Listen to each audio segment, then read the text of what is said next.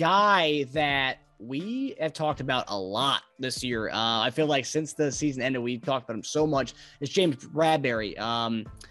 So reports that we were going to trade for him during the draft didn't end up happening. Giants have now cut him.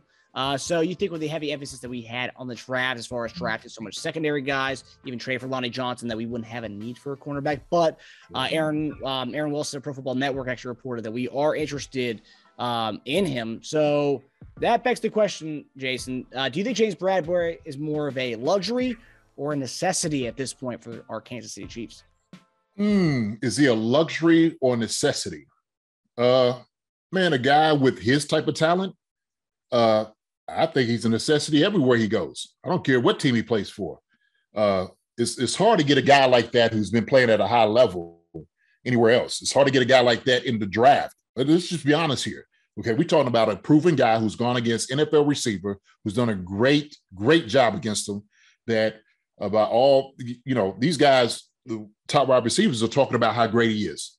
And so when you have that conversation, a guy like that is a necessity. I mean, if we're thinking about it, right, and I'm looking at the depth chart, the guys that we got here. So, we got Fenton, who just went through surgery, right? McDuffie, who's going to be, the number one. We got, Snead, who's going to play the slot more so than anything else, okay? Nickel guy.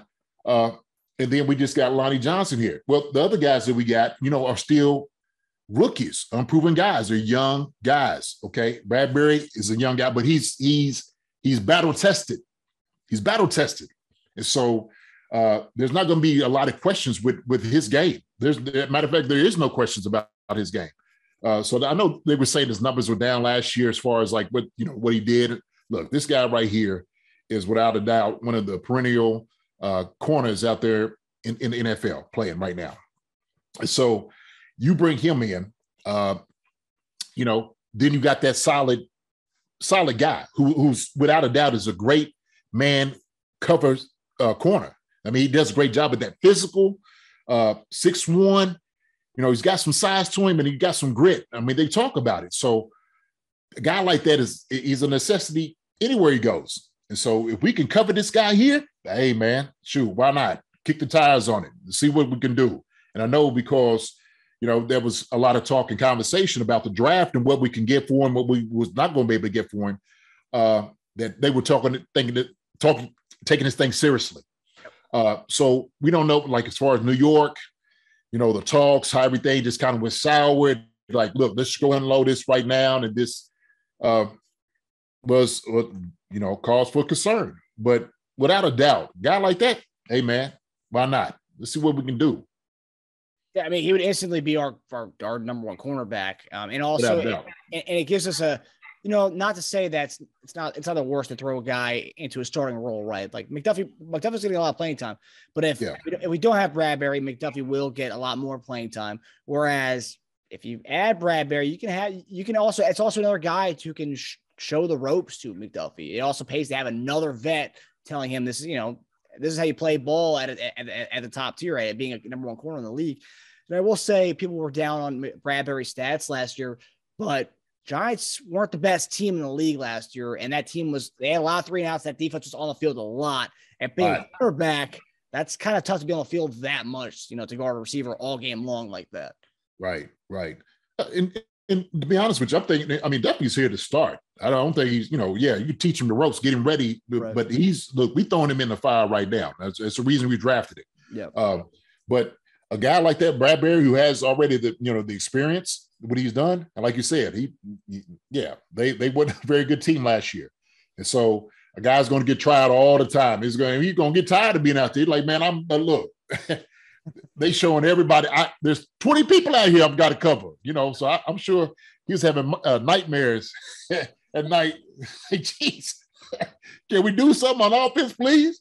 Is Saquon, is he coming back? What's the Daniel Jones? What he doing? Is he out of the coma yet? What's the deal?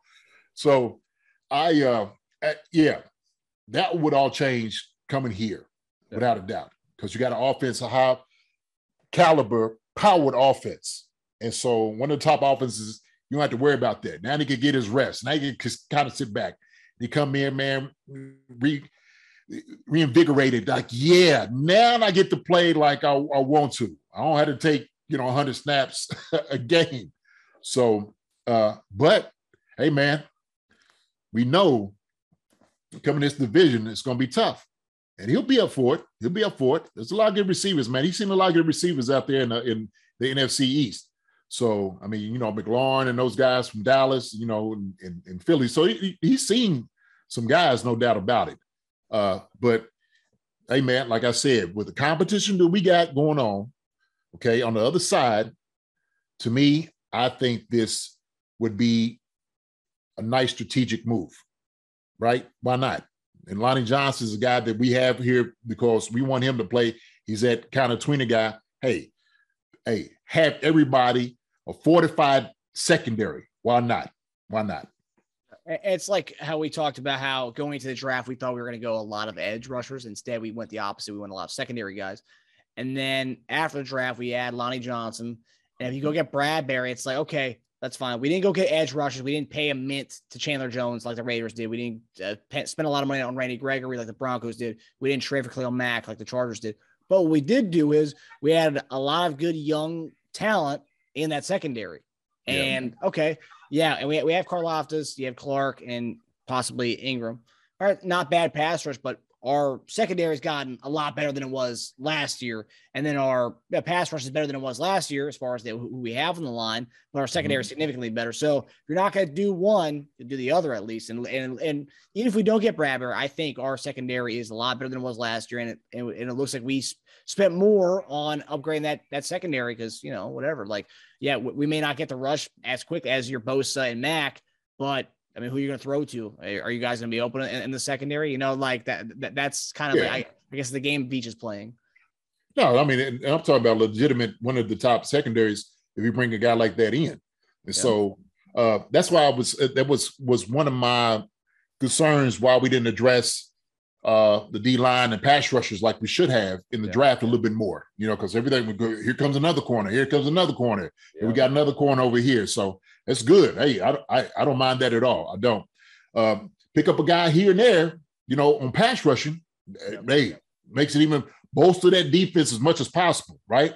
We know we're solid in that middle with these guys, with Gay, Bolton, Chanel, and my man that we got from Carolina. So, we going to be solid right there. So, hey, man, look, defense wins championships. They win championships. And you had a tight, tough defense that is hard to score on, who's going to hit you in your mouth. Woo! That's what you want to see, man. Put some fear in some receivers' hearts, those guys back there. So, yeah, I like it. See what we can do, man. And then I saw that someone was saying that if we were to sign Bradberry, maybe what he signs, because, the way we've been offering contracts, Veach has been pretty frugal so far this offseason. So he might offer Bradberry a 1 year, $5 million, something cheap that Bradberry can show off his skill set on a good team. And then next year he can sign a deal like Charvarius Ward did this past year. Because I mean, Spags' system. If you are a decent cornerback, you'll show off and you'll play your strength. So sign a 1 year deal, compete for a championship, then go get paid next year. I mean, that could be what he's thinking. Look, it makes sense. And you got a guy like this, if you will, like a hired gun coming in, like you said, could give all the young guys on how to do it, how to be professional, how to play defense in the National Football League. Hey, then that's money well spent, right? Because a lot of it is kind of that mentoring since we, nobody wanted to talk about it. And mentor. Yeah, yes, you do. We bring a guy in because that's what you're supposed to do. Yep. Okay. That's what teammates do. That's what real good teammates do. And real teams, good teams do things like that. Yep. And so that's what part of it, I would bring a guy like that in. Yeah, if he comes and he flies and he does a great job, and which I'm sure he will, yeah, hey, another deal might pop up. It will pop up. Yeah. See what you can then move from that point on. But yeah, man, look, you bring him in for what he can bring psychologically, just, the whole game, the whole knowledge of the game, right? Why wouldn't you get a guy like that here? Why wouldn't you do it? So, yeah, if he could sign for a little deal, yep. See, Veach, work your magic. Work your magic, brother. Let's see. That's the end of the day why he didn't trade for Bradberry, because he wanted to sign him at a lower rate than what I think he was owed $10 million for trade for him. So yeah, I'm sure. That's definitely what's going on behind the scenes right now. A lot of hardball. Hi, everybody. Thanks for watching. Subscribe here to get the latest from the show. Also, be sure to check out the best clips from Chief Concerns. And if you prefer to listen to the show, subscribe and follow us on Apple Podcasts, Spotify, and anywhere else you get podcasts.